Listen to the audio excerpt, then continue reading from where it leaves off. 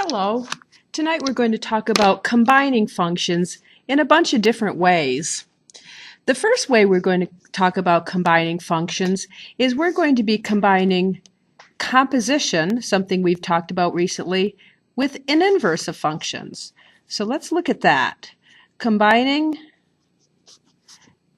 composition of two functions and the inverse of those functions. Remember, composition, that's an operation where you do f of g of x, you evaluate g of x within the f function, or if you want to write it another way, some people call this fog with that little o. So there's the composition part of it. Now the inverse part of it, if we're given a function f, the inverse of function f is f inverse of x.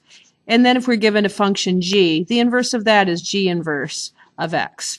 So what we're going to do is we're going to take two functions that are given to us. We're going to find their inverses, and then we're going to do composition of those inverses.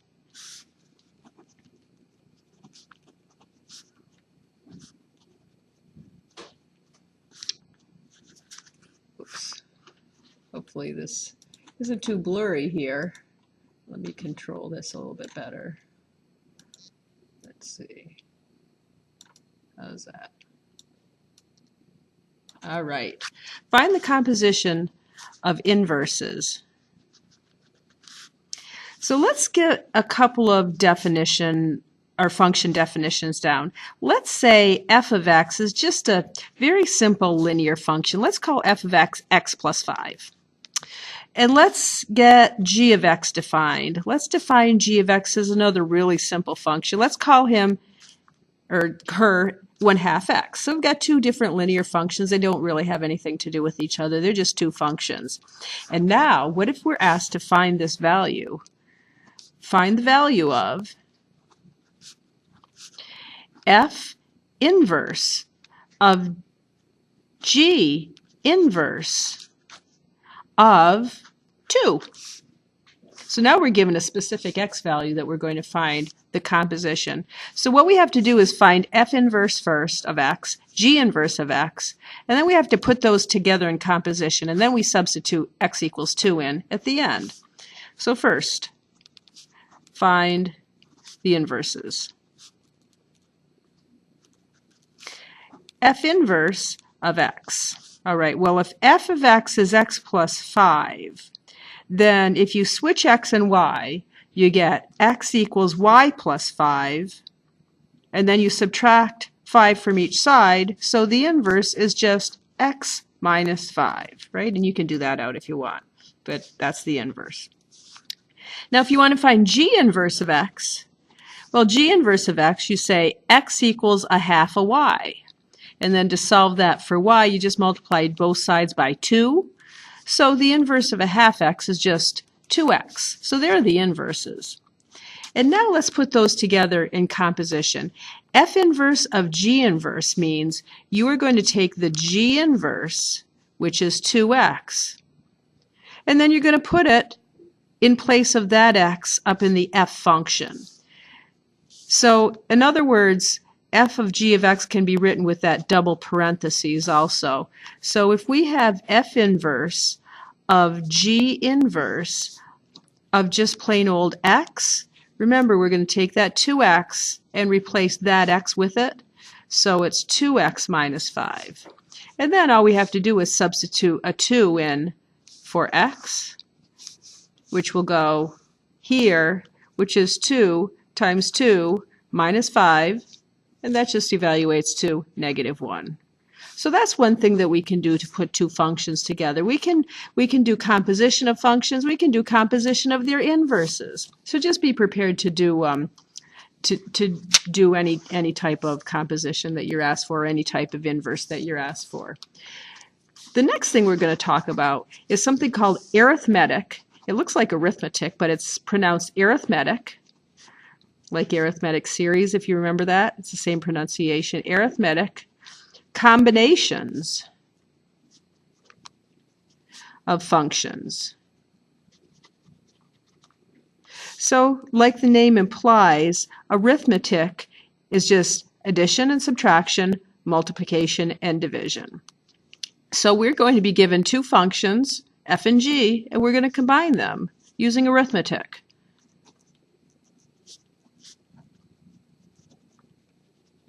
And we'll call them f and g. You don't have to call them f of g, but we will. Given two functions, combine them using arithmetic or arithmetic combinations. And remember, arithmetic is addition, subtraction, multiplication, and division. So if we are given an f and g, sometimes we want to add them together. So we'll have an f of x plus a g of x, and we just want to add two functions together. It's no big deal. Maybe we want to subtract them. So addition or subtraction. How it's written is f plus g in parentheses of x. That's just how you write it, but all you're doing really is adding two functions together or subtracting. If you want to multiply two functions together, f of x times g of x, how you write that is fg of x. If you want to divide two functions, f of x divided by g of x, as long as g of x is not 0, because you can't divide by 0, how that's written is f over g of x. And a lot of times you have to qualify that with g of x cannot be equals with 0 just to make that mathematically correct. All right, so those are just the arithmetic operations that we can do if we're given two functions. It's really pretty easy. So let's get some examples going here. Let's say f of x is equal to the rational function 1 over 2 minus x. Okay, it's just a rational function. And let's say g of x, let's get g of x being a radical function. Let's say g of x is the square root of 3 plus x. And we're going to use arithmetic to combine these. I want you to find the function f plus g of x. Well, all you have to do is add them together. 1 over 2 minus x plus the square root of 3 plus x. And if you want to knock yourself out, you can get common denominators and combine them into a single fraction, but that's not necessary. That's all you have to do. And if you want to subtract them, you just put a subtraction in between. So if I wanted to do f plus g of 7, I would just substitute a 7 in for those two x's, and pretty easy. What if I want to find f times g of x? Fg of x. Well, what's that? Well, it's just the same thing, except you're multiplying. But when you multiply, you can put a 1 underneath that, square root of 3 plus x, and you can combine those into one single fraction, the square root of 3 plus x over 2 minus x. That would be fg of x in the simplest way. What if you want to do f over g of x? Well, you have 1 over 2 minus x all over the square root of 3 plus x. And you know with a complex fraction, all you have to do is flip the bottom upside down and multiply it by the top. So that would be 1 over, in parentheses, 2 minus x times the square root of 3 plus x. And like I said, if you want to evaluate that at a specific number, you can go ahead and do that. But we're not going to, because it's pretty easy. So this is the algebraic way of combining them. Algebraic.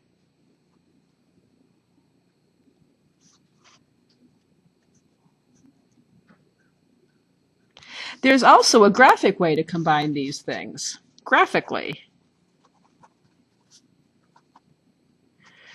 So what I'm going to do is I'm going to give you a couple of functions just graphed. It's not going to be these. These are a little bit too complicated to show you graphically what I mean by graphically combined. But let's just get a couple of functions here going. Let's say we're going to define this function here. We'll call it f. So let's go back to, let's go out to, down to, and up to. And let's just put a point on -2, 0, -1, 2,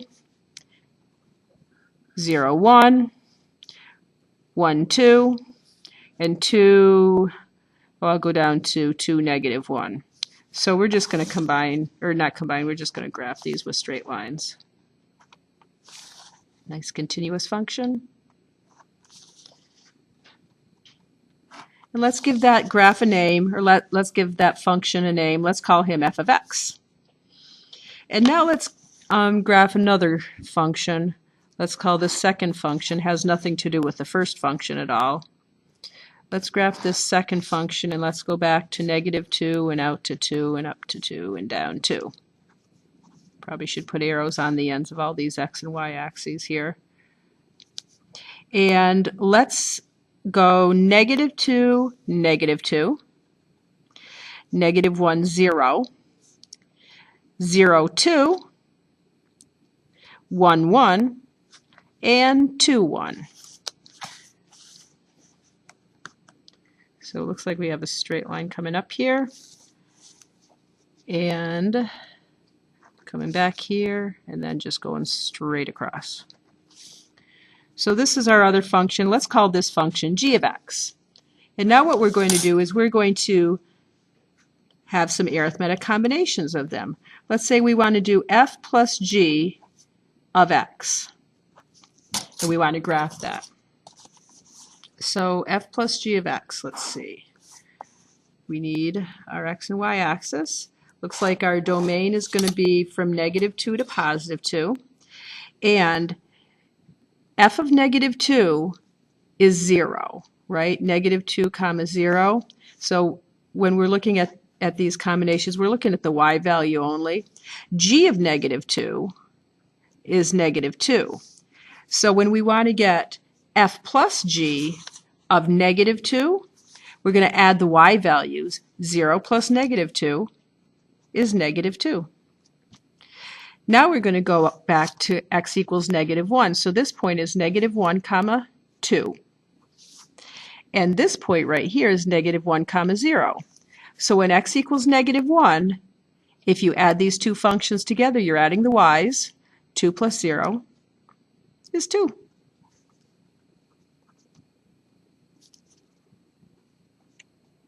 The next thing we're going to do is come to x equals 0.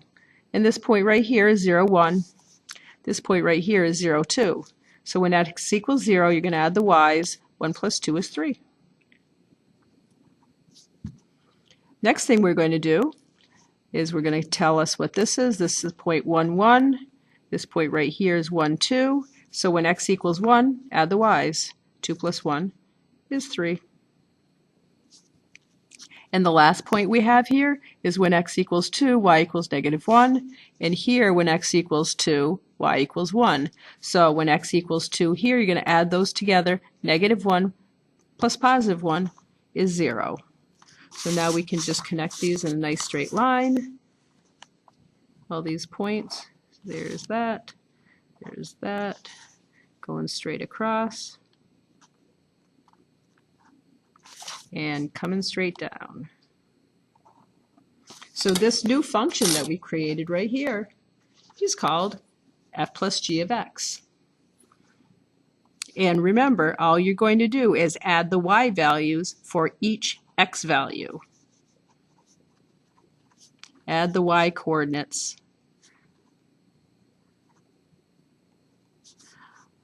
of the above functions for each x value from negative 2 all the way up to positive 2, because that's where our function's been defined. So that's how you do f plus g of x. All right, let's just evaluate from these graphs. We won't graph the whole thing, but let's evaluate some other arithmetic combinations. So let's evaluate, instead of graph, let's evaluate f g of 1 from the above graphs. So what we have is that's the same thing as f of 1 times g of 1. So when you want to find f of 1, you go up to your f graph. F of 1 is equal to 2. And then you go over to your g graph. g of 1 is equal to 1. So fg of 1 is equal to 2. Let's evaluate fg of negative 2. So that's f of negative 2 times g of negative 2. So going back to this, f of negative 2 is 0. And I don't even really care what my next one, what g of negative 2 is, because 0 times anything is 0, but we'll just fill it in. G of negative 2 is negative 2. So that evaluates to a 0. Let's do a division. Let's do f over g of 0. What that is f of 0 divided by g of 0. F of 0 is 1. G of 0 is 2. So f over g of 0 is equal to a half. And that's all you can do with that. And then one last thing, and I'm kind of out of room, so I'll put a little box down here for our last little evaluation. Let's do 1, 2, 3, and let's do our fourth one. Let's do f over g of negative 1. So that's f of negative 1. F of negative 1 is 2 over g of negative 1. Oh, look at g of negative 1 is equal to 0. And remember, anything over 0 is called undefined. So we'll be writing that as undefined. All right, so that's about it for tonight. I just wanted to show you how you can combine two functions together using composition or just using plain arithmetic, either algebraically, like up here, or graphically, like down here. Have a good night. See you tomorrow.